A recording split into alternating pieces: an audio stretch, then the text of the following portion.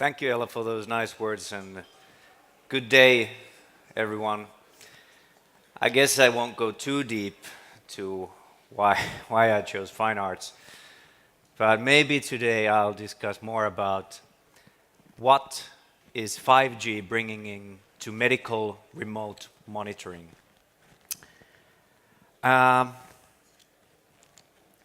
in my presentation, I'll discuss about the new fifth generation mobile networks. What's their effect on medical mobile monitoring? What is medical remote monitoring? And how the change that we are seeing towards remote monitoring is driven. Okay, one word of advice. I'm a practical guy, so if you're into presentations of dash of hype, bit of future scenarios, and lots of technology stuff, maybe it's better if you check your emails and social media feeds and take a good position and wait a while. So what I'm going to do is give you a brief view on how the new wireless technologies will affect the business we're doing in the medical remote monitoring sector. So that said, 5G, huh? Everyone's talking about it. Guys on suits on big stages with boom mix, they're having a field day of it. Consultants, everyone in business. So medical monitoring, IoT, and always on mobile connectivity is what our know-how in business is built on. We've been doing last 40 years all of the generations in mobile networks, and we've been building medical devices all that time. So that's where I'm basing my thoughts here. Okay, let's go to 5G. As said, everyone's talking about it. But mind you, there are still a lot of things missing. Commercial networks, devices. The standard was fresh out of the box last June, so we're kind of in the starting line here. Plus, what we usually see in all of the new technologies, as it was with 3G, with 4G, it's going to be the same with 5G.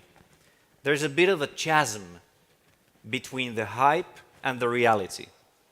So let's keep our heads cool. Okay, let's look into some of the 5G principles. First of all, 5G is not about the phones. This is an important thing to remind.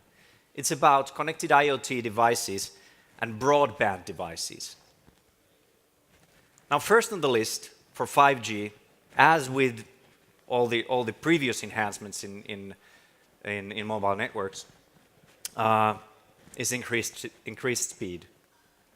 With 5G, what makes it different is the low latency.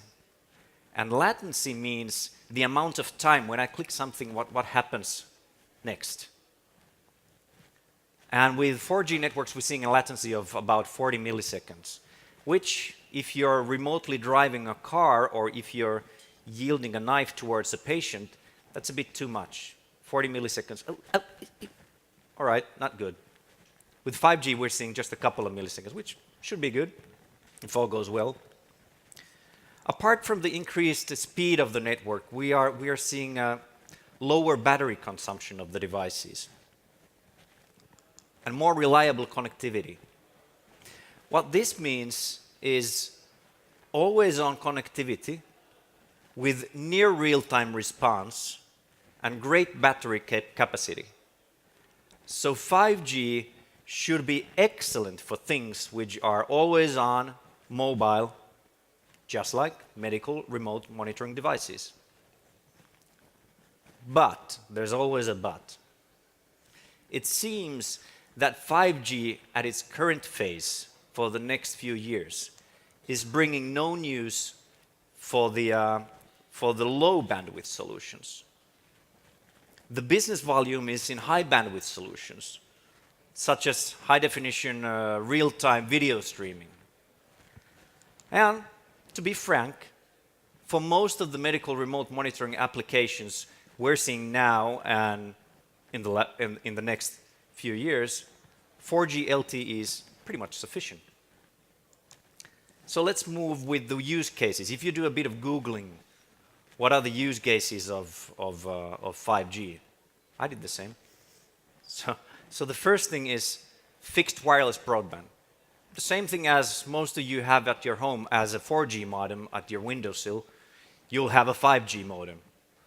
More Netflix, more whatever. Okay, that's good, that's nice, I like it. The other thing is virtual and augmented reality with real-time video streaming. All right, that's new. The third one is automated driving. So we're talking vehicle-to-vehicle networks, vehicle-to-infrastructure networks, and those kind of things. In medical, the use case that's usually given is the remote surgery case. So okay, your doctors are kind of the drone drivers from Alabama driving the drones in Iraq, but you know, vice versa, right? We're trying to save lives here. Okay. So that's about 5G in a nutshell. Let's talk more about what is medical remote monitoring. To start off, a couple of things what I mean about medical. The emphasis is in the word medical.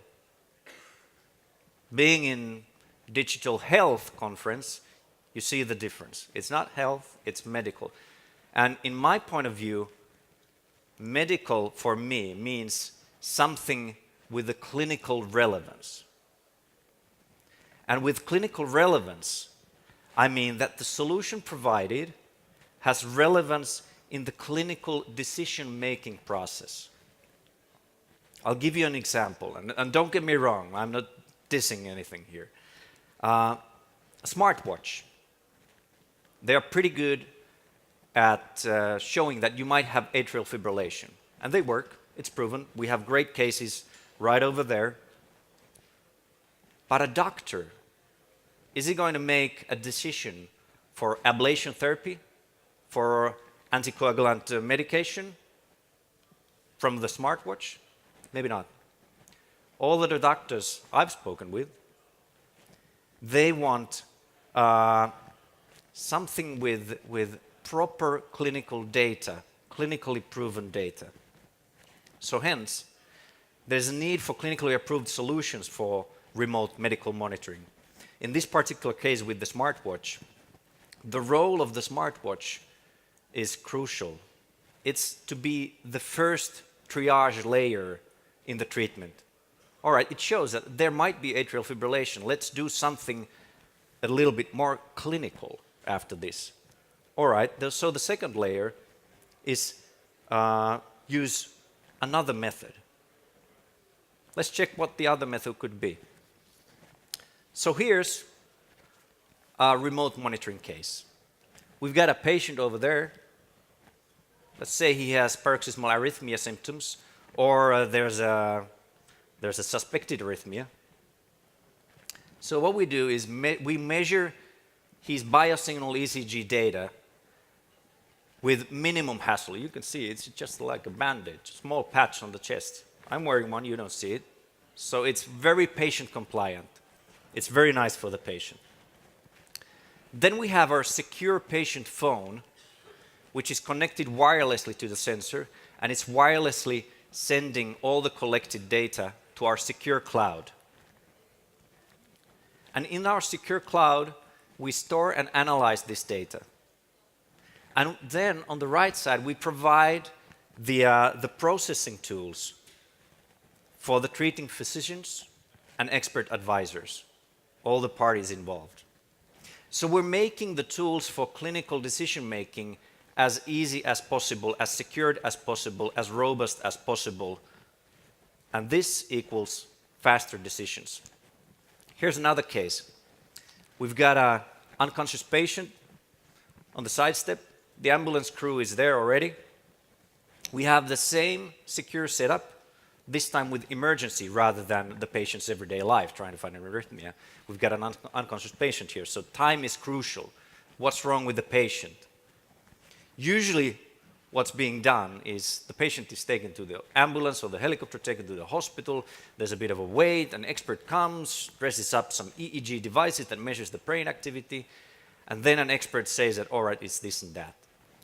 With this solution, it takes a couple of minutes from the ambulance crew to stick a sticker on the forehead, our brain status solution, and in minutes we are having EEG data streaming from the field to an expert. And the expert might be at the hospital, might be at the shop, might be at his summer cabin, might be golfing, wherever. But he can see immediately and he can respond immediately. And then you can choose a correct treatment path for the patient. And you're saving either 30 minutes, 60 minutes, depending on the distance, which can be quite crucial in the patient recovery. All right. On my third part, let's discuss some more about medical remote monitoring will change in the future and also with the 5G applications. The role of data will expand quite a lot. The first thing to note is that with 5G technology, there are so many ways of measuring the patient. So there are so many possibilities in the future. When the power consumption goes lower, devices go smaller, all the devices are connected, you're bound to have more information. So the problem is, the more information you have, someone's got to process it, right?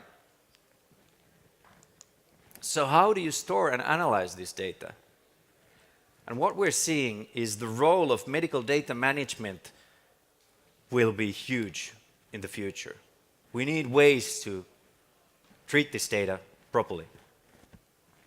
So there will be a need for artificial intelligence, and there will be a huge need for data security. So what's the drivers in this change? In the current patient care setting, there are some things that are the key drivers in the future. The faster you get your patients out of the hospital, the more money you save. The more you treat your patients at home and the more you treat them preventively, the more money you save. And chronic diseases, this is the money pit. The better ways you find to treat and sustain your chronic diseases, the more money you save. So we're pretty much seeing the same thing here with all of these things, the reduction of cost in care. This is the key driver to everything. It's just dressed up a little bit differently with all the different ways of driving the change. All right, so we've got a need, we've got a bunch of solutions, and there are plenty of others coming in the future. So the new technologies seem to support this change that's needed. Why the hell is it so hard to implement? What's the problem here? The clinicians, in theory, they like the idea that they're getting multiple different data sets out and a bunch of different measurements. But in the end, they always ask, who's going to do the work? Okay, then we answer artificial intelligence. But it's not always the solution. As discussed here also in many, many presentations, it's rather a helper, and there's quite a bit of need for more trust to artificial intelligence from the end users of AI. We're not seeing the trust yet. And when talking about the power structures of both public and private healthcare, politics and processes are I'm not going to say always, I'll say often. They are often slowing the change. And here's a bonus. The purchase processes in healthcare, they are really slow. And the regulatory processes, they are glacial speed. They are even slower. So, we're not changing everything overnight. We're doing baby steps here. Okay, let me recap.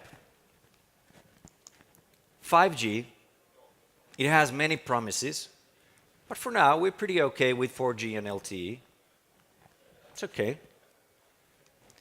Nevertheless, medical remote monitoring is growing and will grow over the next years. Especially in home care is where the big shift is happening. But mind you, all of the decisions are not done on a this could be nice, that could be nice factor, but on clinical usefulness in a medical setting. And with the background burble of politics and processes and regulations and all that, we're going to see a bit of a slow change here. Okay, I hope you've got some ideas from this speech to take back home. We've got a lounge over there, so please come over and discuss a bit about more. Have a good day. Thanks.